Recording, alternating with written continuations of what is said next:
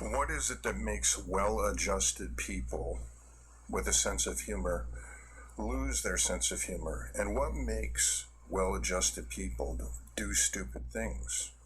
Well, actually, I've given it some thought, and the conclusion that I've drawn is that it's actually the same thing. It's stress, it's trauma, it's anxiety, it's grief. Those things can actually make you dumber because you'll make worse decisions.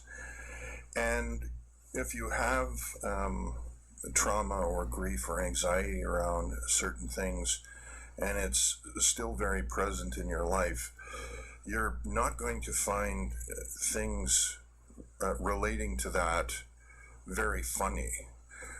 For example, if you just recently had people in your family die and somebody's telling a lot of funeral jokes, you might not find those funny.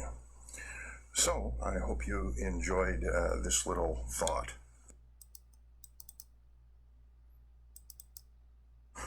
I think the reason that a number of Canadians end up going to the United States and doing very well in comedy has to do with what I said earlier about what makes people lose their sense of humor and actually become, maybe stupid isn't a good word, but less intelligent about the choices that they make. Well, when you're too involved in situations, when you're too close to them, you can't always see the humor in it. And so I think that also relates to Canadians perhaps having a bit of distance between what goes on in American culture. It's affecting them, but it's not so close, it's so personal.